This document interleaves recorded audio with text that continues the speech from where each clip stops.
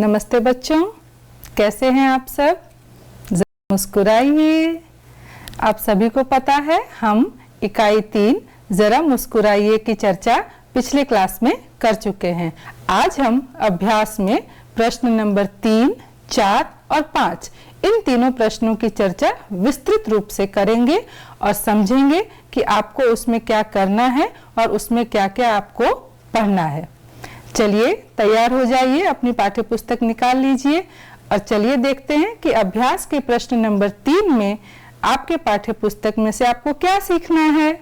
चलिए शुरू करते हैं। चलिए मुस्कुराइए सभी बच्चों। देखिए बच्चों, यहाँ पे 2 चित्र दिए गए हैं। चित्र देखकर आप ये अनुमान लगा सकते हैं कि यह एक बूढ़े व्यक्ति का चित्र है और उसके साथ में एक वृद्ध महिला का चित्र है। अब इन दोनों को मैं आपके सामने शब्दों के रूप में दर्शाती हूं कि मैं किस तरह से बोलूंगी। बूढ़ा, बुढ़िया। इसी तरह आगे एक और चित्र देखिए। आपको ये लोग हाय कर रहे हैं। हेलो बच्चों, ये लोग हैं दादा और दादी। ये आगे देखते हैं। यह चित्र क्या दर्शा रहा है बच्चों? लड़का और लड़की का एक चित्रात्मक प्रदर्शन है। अब बताइए बच्चों, यह किसका चित्र है? बिल्कुल सही कह रहे हैं आप, यह है एक गाय और एक बैल का चित्र। तो बच्चों, आपने कुछ अनुमान लगाया कि आज हम क्या सीखने वाले हैं? मैंने आपको 3-4 चित्र दिखाए। बूढ़ा बुढ़िया, दादा दादी, लड़का लड़की, गाय बैल। तो क्या मेरे इन उदाहरणों से आपके दिमाग में कुछ ख्याल आ रहा है? आज हम सीखेंगे लिंग परिवर्तन के बारे में। पर इस लिंग परिवर्तन से संबंधित प्रवृत्ति करने से पहले आइए हम जानते हैं कि लिंग किसे कहते हैं और उसके कौन-कौन से प्रकार हैं। शब्द के जिस रूप से किसी व्यक्ति या वस्तु के पुरुष जाति अथवा स्त्री जाति के होने का ज्ञान हो, उसे लिंग कहते हैं। उदाहरण, इस उदाहरण को देखकर आप बिल्कुल सरलता से समझ जाएंगे कि हमें अपनी प्रवृत्ति में क्या करना है। देखिए, पुरुष जाति के कुछ उदाहरण दिए गए हैं, ध्यान से देखिए। लड़का, पिता, भाई, शेर, मामा, कुत्ता आदि। इसके अलावा और भी उदाहरण हो सकते हैं बच्चों। और स्त्री जाति में क्या उदाहरण दिए गए हैं बच्चों? ध्यान से पढ़ेंगे हम। लड़की, माता, बहन, शेरनी, खिड़की, मामी, बिल्ली आदि। बच्चों, स्त्री जाति के उस उदाहरण में आपको खिड़की एक ऐसा उदाहरण भी दिख रहा है। वह एक वस्तु है। आप पहले ही लिंग की परिभाषा में यह जान चुके हैं कि किसी भी व्यक्ति या वस्तु दोनों में ही हम पुरुष जाति और स्त्री जाति का वर्गीकरण कर सकते हैं। तो बच्चों, चलिए अपने पाठ्य पुस्तक की जो अभ्यास की प्रवृत्ति है प्रश्न नंबर 3, उस पर हम पढ़ेंगे और उसके बारे में चर्चा करके उसको समझेंगे। प्रश्न नंबर 3 की सूचना, रेखांकित शब्दों के लिंग बदलकर वाक्य फिर से लिखिए। अब हम क्या करेंगे, आप ध्यान से देखिए। पहला वाक्य है, मेरे दादाजी यात्रा पर गए हैं। दूसरा वाक्य है, एक आदमी ने मुझसे कहा। और तीसरा वाक्य है, लेखक कहानी लिख रहा है। अब इन 3 वाक्यों में आप ध्यान देंगे बच्चों कि एक एक शब्द है वह रेखांकित है। तो इससे यह बात स्पष्ट हो जाती है कि जिस शब्द के नीचे रेखा खींची हुई है उसी शब्द का लिंग परिवर्तन कर कर हमें इस वाक्य को फिर से लिखना है। अब जो पहला वाक्य है, जिस शब्द को रेखांकित किया गया है वह शब्द है दादाजी। यह पुरुष जाति है, तो उसको यदि हमें स्त्री जाति के संदर्भ में लिखना है तो हम कौन सा शब्द लिखेंगे बच्चों? हमारा जवाब होगा दादी जी। तो देखिए, अब यह वाक्य क्या बन जाएगा? मेरी दादी जी यात्रा पर गई हैं। ध्यान से सुनिए बच्चों, मेरे दादाजी है तो मेरे की जगह क्या हो जाएगा? मेरी दादी जी यात्रा पर। दादाजी के लिए हमने गए शब्द का उपयोग किया है, दादी जी के लिए हम गए के स्थान पर गई हैं ऐसा लिखेंगे। तो मैं वाक्य बोल रही हूं, अब ध्यान से सुनिए। मेरी दादी जी यात्रा पर गई हैं। आइए दूसरा वाक्य देखते हैं। दूसरा वाक्य क्या लिखा है? एक आदमी ने मुझसे कहा। आदमी शब्द जो है वह पुरुष जाति का शब्द है। अब हमें इस शब्द का स्त्री जाति में जो शब्द बनता हो वह लिखेंगे। तो आदमी, तो उसका लिंग परिवर्तन शब्द क्या होगा बच्चों? औरत। तो हमारा वाक्य क्या बन जाएगा? देखिए, एक औरत ने मुझसे कहा। आइए तीसरा वाक्य देखते हैं। लेखक कहानी लिख रहा है। जो रेखांकित शब्द है वह है लेखक। तो अब हमें लेखक की जगह उसका स्त्री जाति का शब्द लिखना है। तो वह क्या होगा? लेखिका। तो हम कैसे लिखेंगे बच्चों? लेखिका कहानी लिख रही है। रहा की जगह क्या हो जाएगा? रही। इन 3 वाक्यों को मैंने आपको अच्छे से समझा दिया है। इसी तरह हम आगे के वाक्य देखेंगे और उन्हें अब आप जल्दी से समझ पाएंगे। आइए बाकी के वाक्य देखते हैं। मेरी मालकिन का स्वभाव बहुत अच्छा है। इसमें रेखांकित शब्द है मालकिन। तो उसके लिए यदि हमें पुरुष जाति का शब्द बनाना है तो वह क्या होगा? मालिक। तो हमें इस वाक्य को मालिक शब्द लिखकर करना है। तो हमें क्या करना पड़ेगा? मेरे मालिक का स्वभाव बहुत अच्छा है। मेरी मालकिन, मेरी की जगह क्या हो जाएगा बच्चों? मेरे। मेरे मालिक का स्वभाव बहुत अच्छा है। आइए अगला वाक्य देखते हैं। 5वां वाक्य क्या दिया है हमारे पास? बारिश को देखकर मोर नाचने लगा। रेखांकित शब्द है मोर। यह एक पुरुष जाति का शब्द है मोर, और उसके लिए स्त्री जाति का जो शब्द बनेगा वह है मोरनी। बारिश को देखकर मोरनी नाचने लगी। लगा की जगह क्या हो जाएगा बच्चों? लगी। ये आपको खास ध्यान रखना है। अगला जो वाक्य है हमारे पास, जंगल में शेर दहाड़ रहा है। शेर शब्द के नीचे रेखा खींची हुई है और अब आप सबको आता है। जंगल में शेरनी दहाड़ रही है। रहा है की जगह क्या हो जाएगा बच्चों? रही है। चलिए आगे के वाक्य देखते हैं। सेठ दुकान में बैठे हैं। सेठ शब्द के नीचे रेखा खींची हुई है, तो बताइए सेठ, उसके लिए हम स्त्री जाति का कौन सा शब्द बनाएंगे? सेठानी। बिल्कुल सही। तो अब हमारा वाक्य क्या बन जाएगा? हमारा वाक्य बनेगा सेठानी दुकान में बैठी हैं। बिल्कुल सही। बैठे की जगह क्या हो जाएगा बच्चों? बैठी। बहुत अच्छे। आगे का हमारा वाक्य है अध्यापक पढ़ रहे हैं। अध्यापक की जगह क्या होगा? अध्यापिका। अध्यापिका पढ़ रही हैं। आगे देखिए, पंडित रामायण सुनाने लगे। पंडित के नीचे रेखा खींची हुई है। पंडित जो पुरुष जाति का शब्द है उसके लिए हम स्त्री जाति का कौन सा शब्द बनाएंगे? पंडिताइन। ध्यान से देखिए, पंडिताइन रामायण सुनाने लगी। लगे की जगह क्या हो जाएगा बच्चों? लगी। अब अंतिम वाक्य देखते हैं। लड़का दुकान के पास खड़ा है। तो पुरुष जाति का शब्द जो है वह लड़का है और उसके लिए हम जो शब्द लिखेंगे वह है लड़की। तो लड़की दुकान के पास खड़ी है। बहुत अच्छे। तो अब आप इन सभी वाक्यों को अपनी उत्तर पुस्तिका में, अपनी नोटबुक में घर पर लिखेंगे। आइए अब हम बढ़ते हैं अभ्यास के प्रश्न नंबर 4 की ओर। प्रश्न 4 की सूचना आप यहाँ देख सकते हैं बच्चों। उदाहरण के अनुसार शब्द का 4-4 वाक्यों में प्रयोग कीजिए। आगे देखिए, एक उदाहरण आपके पाठ्य पुस्तक में दिया है। शब्द है घर। घर शब्द से आपको 4 वाक्य बनाने हैं। वाक्य प्रयोग जब हम करते हैं तो इसका अर्थ यही है बच्चों कि उस वाक्य में वह शब्द का आना आवश्यक है।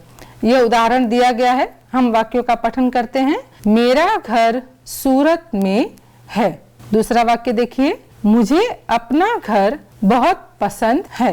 तीसरा वाक्य है मेरे घर में 3 कमरे हैं। और चौथा वाक्य है मैं अपना घर साफ रखता हूँ। आपने ध्यान से देख लिया बच्चों, चारों वाक्य में घर शब्द का प्रयोग हुआ है। तो इसी तरह यह जो उदाहरण अभी हमने देखा घर शब्द को लेकर, इसी तरह आपके पाठ्य पुस्तक में और 5 शब्द दिए गए हैं जिनका हमें वाक्य में प्रयोग करना है, परंतु एक एक शब्द के लिए हमें 4-4 वाक्य बनाने हैं। तो आइए पहला शब्द देखते हैं और उससे संबंधित जो मैंने वाक्य बनाए हैं वो मैं आपको दिखाती हूँ। जो पहला शब्द दिया है हमारे अभ्यास में वह है बाग। मैंने वाक्य बनाए हैं, आइए पठन करते हैं। मैं बाग में बैठा हूँ। मुझे बाग के पौधे पसंद हैं। तीसरा वाक्य है मेरे घर के पास एक बाग है। और चौथा वाक्य है बाग में कई तरह के फूल खिले हैं। तो बच्चों आपने ध्यान से देखा, 4 वाक्य रचना हमने की है और चारों वाक्यों में जो शब्द सब जगह दिखाई दे रहा है वह है बाग, क्योंकि हमें बाग शब्द को लेकर ही वाक्य प्रयोग करना है। आइए इसके बाद वाला जो शब्द है वह हम देखते हैं। दूसरा शब्द जो आपके पाठ्य पुस्तक में दिया गया है वह है नदी। तो देखिए, नदी कल कल बहती है। मुझे नदी के किनारे सैर करना पसंद है। तीसरा वाक्य है मेरे घर के पास एक नदी है। नदी का पानी खेती के काम आता है।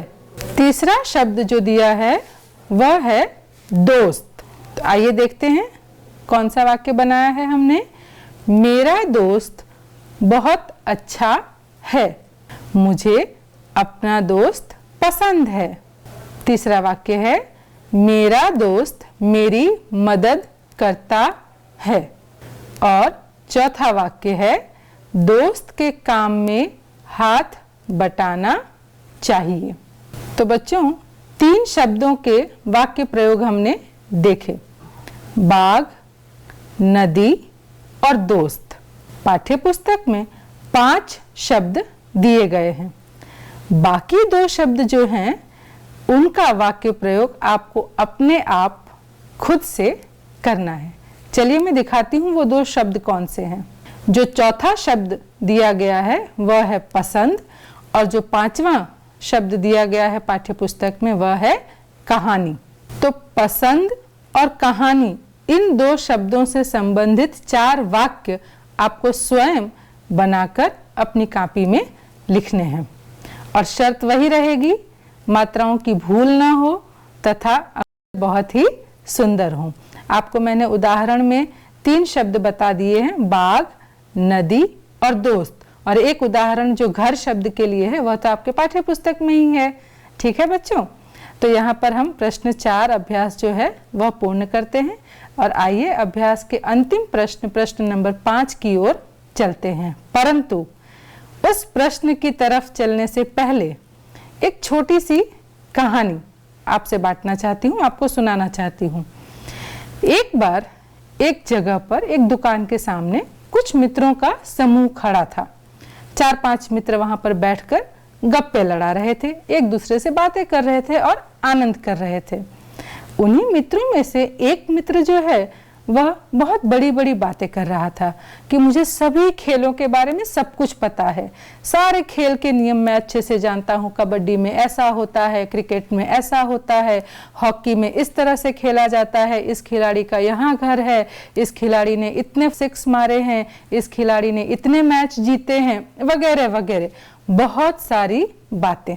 वहीं पर एक व्यक्ति उनसे थोड़ी सी दूरी पर जो खड़ा था वह खुद क्रिकेट का एक अच्छा खिलाड़ी था।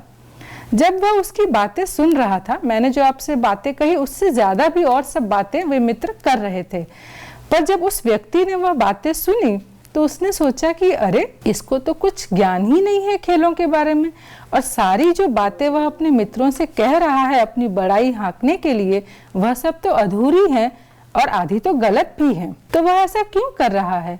वह व्यक्ति उनके पास जाता है और कहता है, वह उनसे उम्र में थोड़ा बड़ा भी है, तो वह कहता है, देखो बेटे, अधजल गगरी छलकत जाए, मतलब जिसका आपके पास संपूर्ण ज्ञान न हो उसके बारे में पूरी तरह जाने बिना दूसरों के साथ उसकी चर्चा नहीं करनी चाहिए।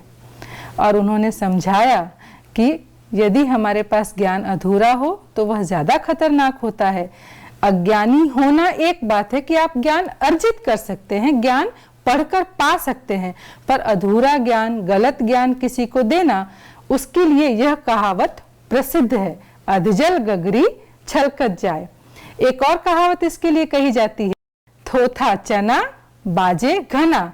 एक खाली मटका हो अगर बच्चों, और उसमें आप एक कंकर डालेंगे और बजाएंगे तो बहुत ज्यादा आवाज आएगी, पर यदि वह मटका भरा हुआ है वस्तु से या पानी से, तो क्या उसमें ठन ठन की आवाज आएगी? नहीं आएगी। तो यदि हम ज्ञान से भरे होते हैं तो हम जो दूसरों को प्रदान करते हैं वह भी अर्थपूर्ण होता है। तो इसी तरह हमारे हिंदी विषय में बहुत सारे शब्दों के समूह मिलकर कहावत बनाते हैं, और उन कहावतों का उपयोग हम वाक्य में या किसी भी घटना से संबंधित कोई बात कहनी हो तो हम कहते हैं। जैसे कोई छोटा बच्चा कहे, मैं तो यह 6 फीट की दीवार कूद कर पार कर लूंगा, और मान लीजिए उसका कद बहुत ही छोटा है, तो कोई उसे कह सकता है, यह मुंह और मसूर की दाल, मतलब यह तो संभव ही नहीं है।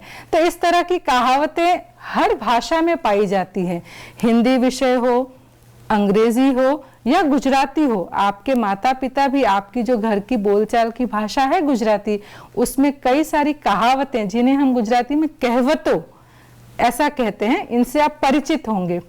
तो हिंदी में उसे कहावत कहा जाता है। तो ऐसे ही कुछ कहावतें आपके अभ्यास में दी गई हैं, उनके बारे में अर्थ भी दिया गया है। उदाहरण देखकर उनको हम समझेंगे और उनके बारे में चर्चा करेंगे।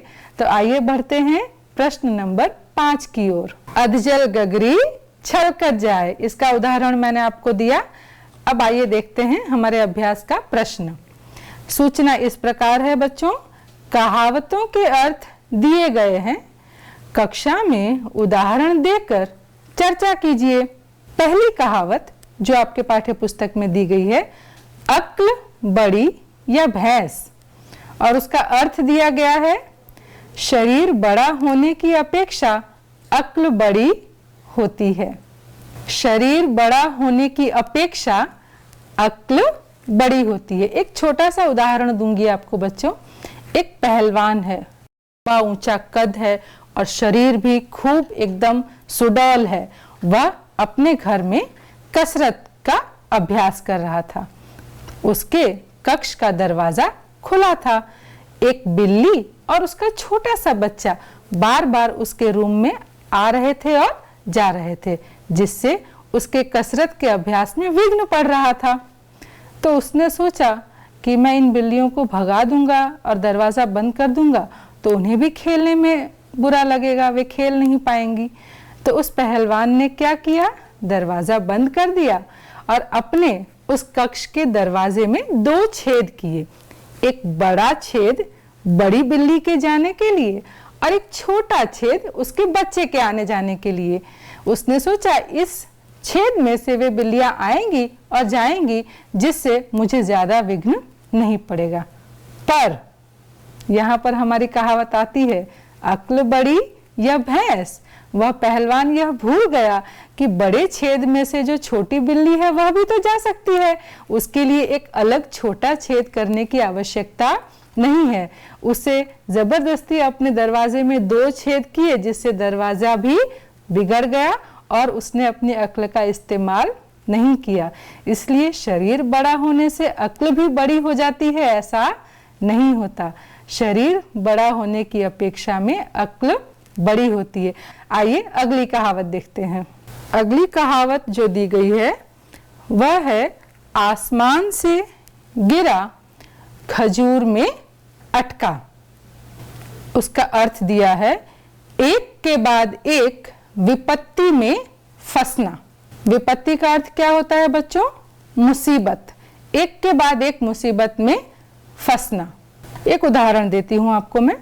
एक व्यक्ति सुनसान रास्ते से जा रहा था, तभी उसकी नज़र अपनी गाड़ी के पेट्रोल के कांटे पर पड़ी। उसने देखा कि उसकी गाड़ी का ईंधन खत्म हो रहा था। रास्ता सुनसान था और उसे डर लगा कि कहीं आगे पेट्रोल पंप शायद मुझे न मिले, मैं कैसे पेट्रोल भरा पाऊंगा।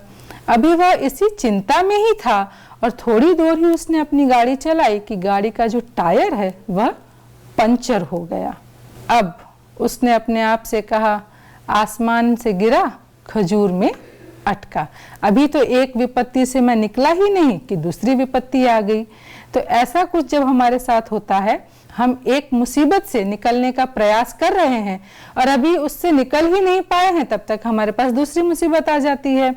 तब ऐसी कोई घटना हमारे साथ घटती है तो हम कहते हैं आसमान से गिरा खजूर में अटका, यानी कि एक के बाद एक नई मुसीबत में फंस जाना। तो इस कहावत का अर्थ यहाँ पर इस उदाहरण से आप समझ सकते हैं। आइए अगली कहावत देखते हैं। आए थे हरि भजन को, ओटन लगे कपास। अच्छा काम छोड़कर महत्वहीन काम में लग जाना। अब यह आपके लिए शब्द भी नए हैं और कहावत भी बिल्कुल नई है। आपकी माता ने आपको पैसे देकर दुकान पर भेजा और कहा कि बेटा घर पर मेहमान आए हैं, चीनी खत्म हो गई है, चाय बनाना है, तुरंत जाओ और पास की दुकान से चीनी लेकर आओ, काम महत्वपूर्ण है। बच्चा घर से दौड़ा कि मुझे शक्कर लेने जाना है, मुझे चीनी लेने जाना है। रास्ते में 2-3 मित्र मिल गए। सोचा खाली कुशल क्षेम पूछकर मैं चीनी लेने चला जाऊंगा। बातों ही बातों में उसने इतना समय वहां बिता दिया कि उसे पता ही नहीं चला कि उसे चीनी लेने जाना था और वह उस काम को भूल गया। काम महत्वपूर्ण था, घर पर मेहमान थे, चाय बनानी थी और चीनी खत्म हो गई थी। बहुत देर बाद जब बच्चा चीनी लेकर लौटा, मेहमान आ चुके थे। माता ने उन्हें नींबू का शरबत पिला दिया था, पर बच्चे के आते ही माँ ने कहा, क्यों बेटा, गए थे हरि भजन को, ओटन लगे कपास। मतलब कोई महत्वपूर्ण काम करने गए थे और महत्वहीन बातों में लग गए होंगे तुम तो। और उसने अपनी माता से माफी मांगी। यह एक उदाहरण है बच्चों कि हमारे जो काम जरूरी हैं उन्हें हमें पहले करना चाहिए। कई बार हम सोचते हैं कि अच्छा ये काम हम बाद में करेंगे, चलो थोड़ा मोबाइल पर हम गेम खेल लेते हैं, या फिर चलो हम कोई पिक्चर देख लेते हैं टीवी पर। कई बार हम देखी हुई चीजें भी दोबारा देखते हैं तो हमारा जो जरूरी काम है वह बाकी रह जाता है।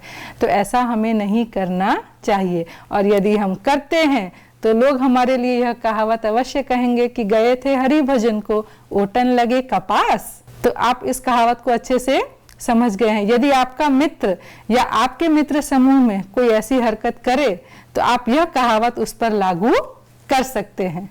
आइए अगली कहावत देखते हैं। एक सामान्य कहावत है जिससे आप सब परिचित हैं, जो गरजते हैं वो बरसते नहीं, जो डींग मारते हैं वे काम नहीं करते।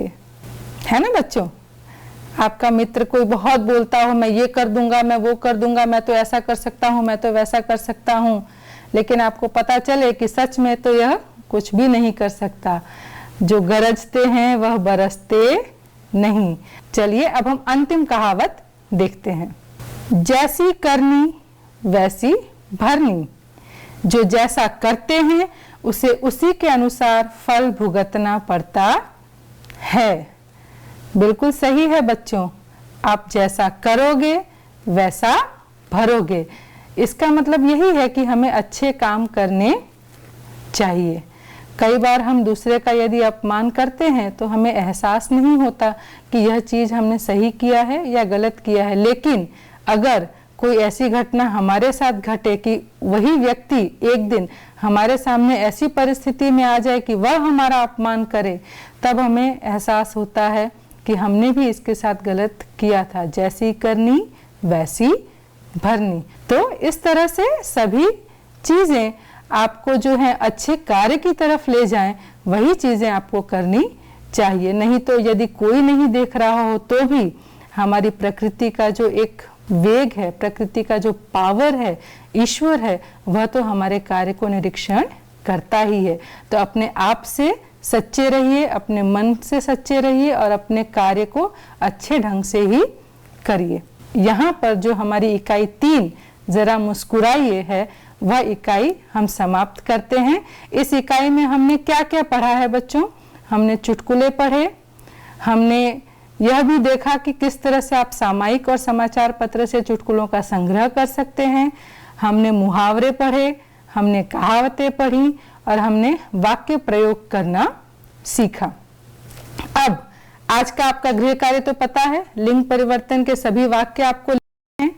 वाक्य प्रयोग के 2 शब्द जो मैंने आपको नहीं बताए हैं, आपको उसके वाक्य भी बनाने हैं और आपको अपने माता और पिता से दूसरी इसके अलावा अन्य कहावतों को लेकर उनका संग्रह करना है और उनसे संबंधित कोई उदाहरण भी सोचने हैं और अपने मित्रों के साथ उसकी चर्चा करनी है। ठीक है बच्चों, और आशा करती हूँ इस इकाई को आप खूब अच्छे से समझ गए हैं और इससे संबंधित किसी भी प्रश्न का जवाब अब आप दे सकेंगे। तो चलिए अगली क्लास में मिलेंगे, तब तक के लिए हंसते रहिए, मुस्कुराते रहिए, पढ़ते रहिए और सुरक्षित रहिए। टाटा। आज का प्रश्न, स्त्री जाति का शब्द कौन सा है? इसके लिए विकल्प दिए गए हैं। विकल्प ए घर, विकल्प बी पंखा, विकल्प सी लेखक, विकल्प डी आवाज। आपको सही विकल्प सोचकर उसका सही उत्तर हमें इस टोल फ्री नंबर पर भेजना है 6357399460।